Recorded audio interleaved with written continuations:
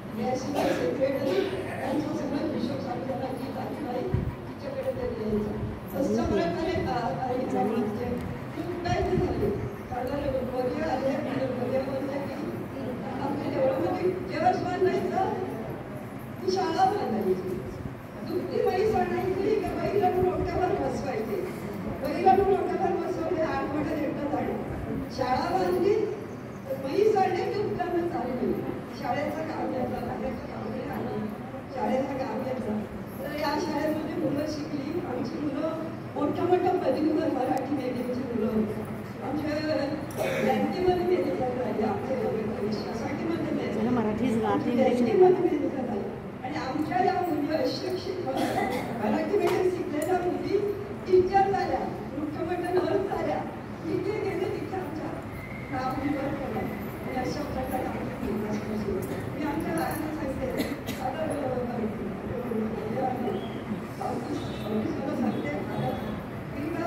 बायकांनी अंगावरचं काढले फार पाहिजे ते साफसफाईसाठी फार काय माणूस सांगायचं उत्तर देशांच्या बायका कार घेऊन साफसफाई करत त्या देवळामध्ये आपण पण जायला पाहिजे. काही वेळ काय नाही माझ्याकडं देऊळ बांधतात.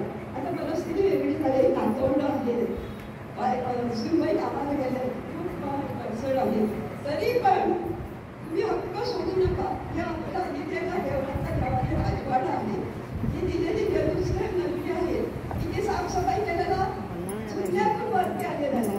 तिथे साफसफाई करा. मी सांगते की तुम्ही ग्रुप करा. 14 आळ्या आहेत, 3 आळ्याला, पण आपल्या देवळाची साफसफाई आपण पोरं